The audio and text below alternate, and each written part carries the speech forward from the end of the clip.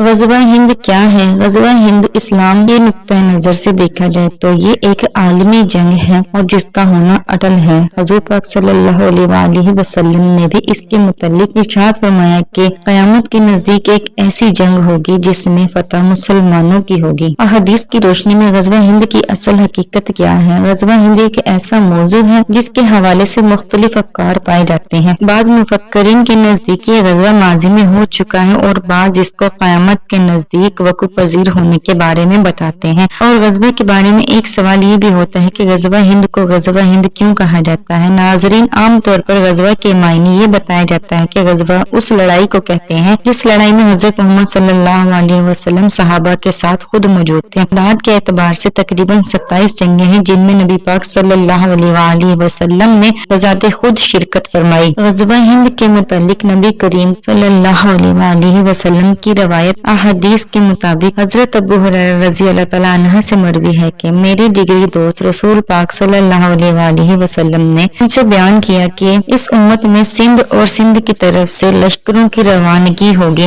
اگر مجھے ایسی جنگ میں شرکت کا موقع ملا اور میں شہید ہو گیا تو ٹھیک، اگر میں غازی بن کر لوٹا تو میں ایک آزاد ابو ہریرہ ہوں گا جسے اللہ تعالیٰ نے جہنم کی آگ سے آزاد کر دیا ہوگا۔ حضرت ابو ہریرہ رضی اللہ تعالیٰ عنہ کی روایت کے علاوہ حضرت سبحان رضی اللہ تعالیٰ عنہ سے روایت ہے کہ رسول پاک صلی اللہ علیہ وآلہ وسلم نے فرمایا کہ میری امت میں دو گروہ ایسے ہوں گے جنہیں اللہ تعالیٰ نے آگ سے محفوظ کر دیا ہے، ایک گروہ جو ہندوستان پر چڑھائی کرے گا اور ایک گروہ جو عیسیٰ ابن مریم کے ساتھ ہوگا۔ ایک اور حدیث ہے کہ نبی کریم صلی اللہ علیہ وآلہ وسلم نے ہندوستان کا تذکرہ کیا اور فرمایا کہ ضرور تمہارا لشکر ہندوستان سے جنگ کرے گا اور اللہ ان مجاہدین کو فتح نصیب فرمائے گا، حتیٰ کہ وہ مجاہدین ہی ان ہندوؤں کے بادشاہوں اور حاکموں کو بیڑیوں میں جکڑ کر لائیں گے اور اللہ تعالیٰ ان مجاہدین کی مغفرت فرمائے گا۔ اور جب وہ مسلمان واپس پلٹیں گے تو عیسیٰ ابن مریم کو شام میں پائیں گے۔ حضرت ابو ہریرہ نے فرمایا اگر میں نے وہ غزوہ پایا تو میں اپنا نیا اور پرانا سب مال بیچ دوں گا اور اس غزوہ میں شرکت کروں گا، اور جب اللہ تعالیٰ نے ہمیں فتح عطا کر دی اور ہم پلٹ کر آئے تو میں آزاد ابو ہریرہ ہوں گا جو ملک شام نے اس شام سے آئے گا کہ وہاں عیسیٰ ابن مریم کو پائے گا۔ یا رسول اللہ، اس وقت میری شدید خواہش ہوگی کہ میں عیسیٰ ابن مریم کے پاس پہنچ کر ان کو بتاؤں کہ میں آپ صلی اللہ علیہ وآلہ وسلم کا صحابی ہوں۔ رسول پاک صلی اللہ علیہ وسلم مسکرا پڑے اور فرمایا کہ بہت مشکل ہے، بہت مشکل ہے۔ غزوہ ہند کے حوالے سے ایک اور حدیث، یہ کعب رضی اللہ تعالیٰ عنہ کی ایک حدیث ہے۔ وہ فرماتے ہیں کہ بیت المقدس کا ایک بادشاہ ہندوستان کی جانب ایک لشکر روانہ کرے گا، مجاہدین سرزمین ہندوستان کو پامال کر ڈالیں گے اور اس کے خزانوں پر قبضہ کر لیں گے، پھر وہ بادشاہ ان خزانوں کو بیت المقدس کی آرائش کے لیے استعمال کرے گا۔ وہ لشکر ہندوستان کے بادشاہوں اور حکمرانوں کو بیڑیوں میں جکڑ کر لائیں گے اور بادشاہ کو پیش کریں گے۔ اس کے مجاہدین بادشاہ کے حکم سے مشرق اور مغرب کے درمیان کا سارا علاقہ فتح کر لیں گے اور دجال کے خروج تک ہندوستان میں قیام کریں گے۔ یاد رہے کہ نبی کریم صلی اللہ علیہ وآلہ وسلم کی محبت ایمان کا اولین تقاضا ہے۔ ایسی محبت ہونی چاہیے کہ ایک مومن کی نظر میں نبی کریم صلی اللہ علیہ وآلہ وسلم کی ذات گرامی کائنات کی ہر چیز بلکہ اس کی جان سے بھی زیادہ اسے حضور پاک صلی اللہ علیہ وسلم کی محبت عزیز ہو۔ تم میں سے کوئی شخص اس وقت تک مومن نہیں ہو سکتا جب تک کہ میں اسے اس کے ماں باپ، اولاد اور تمام لوگوں سے محبوب اور پیارا نہ ہو جاؤں۔ حضرت عبداللہ بن حشام رضی اللہ تعالیٰ عنہ سے روایت ہے کہ ایک اور موقع پر رسول پاک صلی اللہ علیہ وسلم کے ساتھ ہم سب موجود تھے۔ آپ صلی اللہ علیہ وآلہ وسلم نے حضرت عمر رضی اللہ تعالیٰ عنہ کا ہاتھ پکڑا ہوا تھا کہ حضرت عمر رضی اللہ تعالیٰ عنہ بولے یا رسول اللہ صلی اللہ علیہ وآلہ وسلم، مجھے آپ سب سے زیادہ عزیز ہیں سوائے اپنی جان کے۔ رسول پاک صلی اللہ علیہ وآلہ وسلم نے فرمایا نہیں عمر، قسم ہے اس ذات کی جس کے قبضہ قدرت میں میری جان ہے، جب تک میں تم کو تمہاری جان سے بھی زیادہ عزیز نہ ہو جاؤں تمہارا ایمان نامکمل ہوگا۔ ہر مسلمان کے دل میں ایسی ہی محبت ہونی چاہیے جیسے صحابہ کرام کے دلوں میں ہوا کرتی تھی۔ ان احادیث مبارکہ سے یہ چیز صاف نظر آتی ہے کہ صحابہ کرام کو حضرت محمد صلی اللہ علیہ وآلہ وسلم کی ہر بات کے سچا ہونے کا اٹل یقین تھا، خواہ وہ ماضی کے متعلق ہو یا مستقبل کے متعلق ہو۔ حضرت ابو ہریرہ رضی اللہ تعالیٰ عنہ کی حدیث اس بات کی دلیل پیش کرتی ہے کہ حضور پاک صلی اللہ علیہ وآلہ وسلم کے زمانے میں ایک ایسا خطہ اس دنیا میں بھی موجود تھا جسے سندھ یا موجودہ پاکستان کے نام سے جانا جاتا ہوگا۔ اسی طرح عہد رسالت کے دور میں ایک ایسا ملک بھی موجود ہوگا جسے ہند کہا کہا جاتا ہوگا۔ اس حدیث مبارکہ سے واضح طور پر یہ بات ثابت ہوتی ہے کہ سندھ کا علاقہ عرب کے پڑوس میں واقع ہے، جس سے یہ بات ثابت ہوتی ہے کہ